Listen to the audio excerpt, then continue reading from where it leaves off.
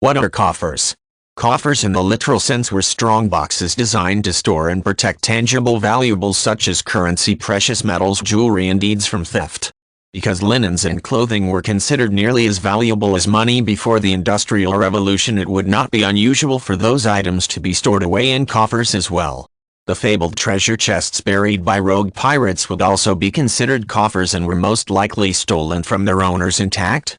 Many coffers would have been made from heavy woods augmented with metal strapping along with forged iron locks and reinforced hinges. In the financial sense, coffers are the tangible and intangible assets available to a government entity or private concern. While these assets may not be literally stored away in ornate wooden trunks for safekeeping, they are often considered to be a surplus rainy day fund outside of the normal funding and budget allocations. A city government, for example, may be very reluctant to tap into its coffers to pay for an unexpected expense.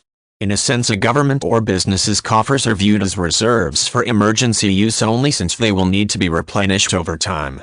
Sometimes a natural disaster will cause a local government to tap into its own coffers rather than wait for financial assistance from state or federal agencies.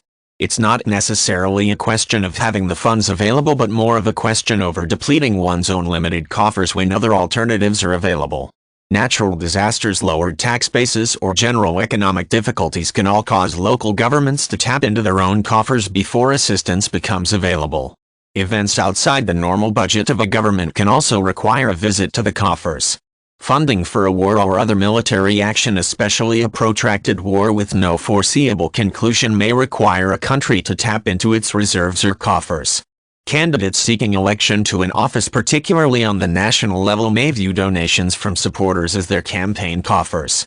When those funds fall below a certain level, the candidate may feel the need to hold a fundraising event to replenish his or her so-called war chest or campaign coffers.